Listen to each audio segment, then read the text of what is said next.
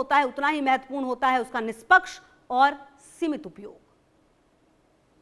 अब आगे बढ़ते हैं और अब आपको यह भी बता देते हैं कि कौन कौन इससे प्रभावित होगा। जी हां, ऐसा तो है नहीं कि ये पत्रकारों के लिए तो सिर्फ पत्रकार प्रभावित होंगे। अब आपको ये बता देते हैं कौन कौन से पत्रकार भी कैसे इसमें होंगे शामिल। अब सवाल ये है कि क्या ये नियम सिर्फ विदेशी पत्रकारों तक सीमित है या इसका असर पाकिस्तान के अपने मीडिया पर भी पड़ेगा। दरअसल विदेशी मीडिया अकेले काम नहीं करता, उसके साथ स्थानीय स्ट्रिंगर, फिक्सर, कैमरामैन, अनुवादक, ड्राइवर और कई फ्रीलांस पत्रकार जुड़े होते हैं। यही लोग किसी भी अंतर्राष्ट्रीय मीडिया संस्थान की आंख और कान होते हैं। ऐसे में अगर विदेशी पत्रकारों की गतिविधियां सीमित होती हैं तो सबसे पहला असर इन्हीं स्थानीय सहयोगियों पर पड़ता है। यानी किसी विदेशी चैनल या एजेंसी को अगर बलूचिस्तान या खैबर पख्तूनख्वा में रिपोर्टिंग करनी है तो उससे पहले अनुमति लेनी होगी और उसके साथ काम करने वाला स्थानीय पत्रकार भी उसी प्रक्रिया से प्रभावित होगा। इससे स्वतंत्र पत्रकारों के लिए काम के अवसर कम होंगे और संवेदनशील इलाकों की रिपोर्टिंग भी घटेगी। यही वजह है कि पत्रकार संगठनों का कहना है कि यह सिर्फ विदेशी मीडिया का मामला नहीं है बल्कि पाकिस्तान के मीडिया इकोसिस्टम पर भी इसका असर पड़ेगा, क्योंकि अंतर्राष्ट्रीय मीडिया की कई बड़ी रिपोर्ट स्थानीय पत्रकारों की मेहनत से ही दुनिया तक पहुंचती है। अब आपको यह बता देते हैं कि विदेशी मीडिया क्यों अहम है। जी हां, सवाल तो यह है ना कि आखिरकार विदेशी मीडिया क्यों अहम है। यह बड़ा सवाल कि आखिर विदेशी मीडिया पाकिस्तान के लिए इतना महत्वपूर्ण क्यों हो जाता है। इसका जवाब पाकिस्तान की वैश्विक छवि में छिपा हुआ है। जब Reuters, associates press, AFP, BBC और अल जजीरा जैसे संस्थान कोई रिपोर्ट प्रकाशित करते हैं तो उसे दुनिया भर की सरकारें, निवेशक, अंतर्राष्ट्रीय संगठन और बड़े मीडिया प्लेटफॉर्म्स गंभीरता से लेते हैं। यानी पाकिस्तान की जो तस्वीर दुनिया तक पहुंचती है उसमें इन संस्थानों की बड़ी भूमिका है।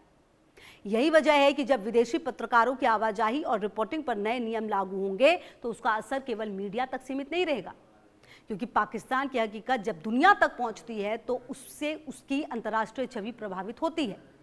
साथ ही विदेशी निवेशक ऐसे माहौल को लेकर चिंतित होंगे। मानवाधिकार संगठनों की रिपोर्ट और अधिक आलोचनात्मक होगी और यही वजह है कि एक बहुत बड़ा वर्ग है जो इसकी आलोचना करता हुआ नजर आ रहा है। अब मीडिया बनाम सत्ता को आप समझ लीजिए कि आखिरकार ऐसा क्यों कहा जा रहा है कि यह मीडिया बनाम सत्ता है। जी हां, अब बात उस पहलू की जिसका जिक्र पाकिस्तान की मीडिया पर होने वाली लगभग हर बड़ी बहस में होता है और वो है मीडिया बनाम सत्ता। पाकिस्तान के राजनीतिक इतिहास पर नजर डालें तो वहां सेना सिर्फ सीमा की सुरक्षा तक सीमित नहीं है बल्कि लंबे समय तक सत्ता का भी हिस्सा रही है। देश ने कई बार सैन्य शासन देखा और लोकतांत्रिक सरकारों के दौरान भी सुरक्षा और विदेश नीति जैसे मुद्दों पर सेना का प्रभाव चर्चा का विषय रहा। ऐसे में जब कोई पत्रकार रक्षा, आतंकवाद, बलूचिस्तान या संवेदनशील सुरक्षा मामलों पर रिपोर्टिंग करता है तो उसे अतिरिक्त चुनौतियों का सामना करना पड़ सकता है। पिछले कुछ वर्षों में पाकिस्तान के कई पत्रकारों ने सार्वजनिक रूप से आरोप लगाए कि उन पर दबाव डाला गया। कुछ टीवी कार्यक्रम अचानक बंद हो गए, कुछ एंकर्स के प्रसारण सीमित हुए, कुछ पत्रकारों ने देश छोड़ने तक का फैसला किया। अंतर्राष्ट्रीय प्रेस संगठनों ने भी कई मामलों में चिंता जताई और यह बहस लगातार बनी रही कि पाकिस्तान में मीडिया कितनी स्वतंत्रता से सत्ता और सुरक्षा तंत्र पर सवाल उठा सकता है। यही वजह है कि नए विदेशी मीडिया नियमों को सिर्फ प्रशासनिक बदलाव नहीं बल्कि पाकिस्तान में मीडिया और सत्ता के लंबे रिश्ते के संदर्भ में भी देखा जा रहा है। ऐसे में बहुत बड़ा सवाल यह भी है कि अगर पत्रकारिता की सीमा का फैसला सत्ता करेगी तो स्वतंत्र पत्रकारों और पत्रकारिता की भूमिका स्वाभाविक रूप से सीमित होती दिखेगी और शायद यही वजह है कि सवाल इतने ज्यादा उठ खड़े हुए हैं।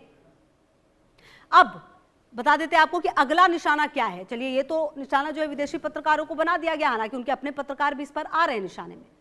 अब सबसे बड़ा सवाल, क्या ये सिर्फ शुरुआत है?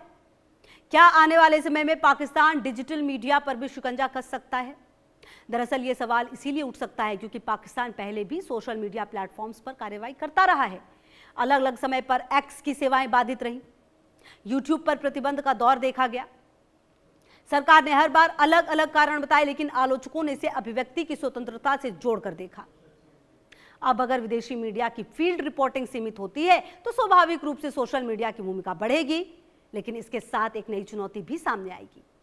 अगर भरोसेमंद पत्रकार मौके पर नहीं पहुंचे तो घटनाओं की जानकारी सोशल मीडिया पोस्ट, वीडियो और अपुष्ट दावों के जरिए सामने आएगी।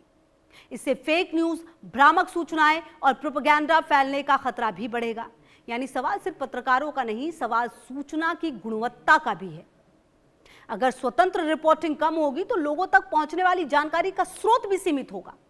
यही वजह है कि मीडिया विशेषज्ञ लगातार कह रहे हैं कि सूचना पर नियंत्रण का असर सिर्फ न्यूज रूम तक नहीं रहेगा, बल्कि पूरे समाज पर पड़ेगा। अब ऐसे में आम जनता क्या खो सकती है, यह भी आपको जानना चाहिए। चलिए, तो पत्रकारों की बात हुई ना, लेकिन इससे आम जनता क्या खो जाएगी, आम जनता पर क्या असर पड़ेगा? आखिर में सबसे अहम सवाल, आखिर किसी देश में मीडिया पूरी तरह स्वतंत्र नहीं रहे तो इसका सबसे बड़ा नुकसान किसका होता है? सरकार का, पत्रकारों का या आम जनता का?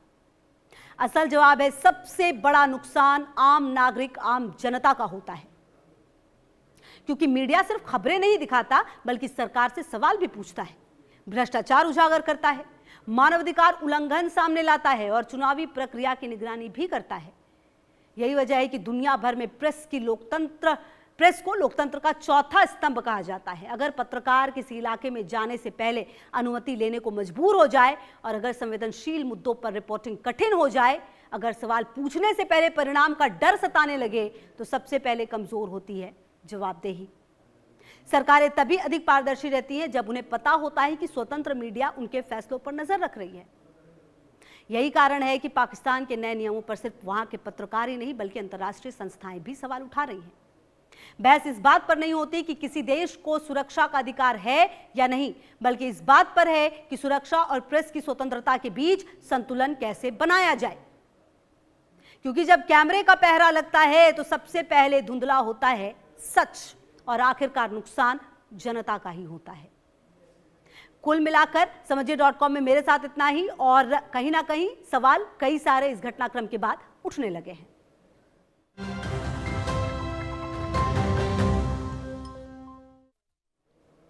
और बड़ी खबर यह भी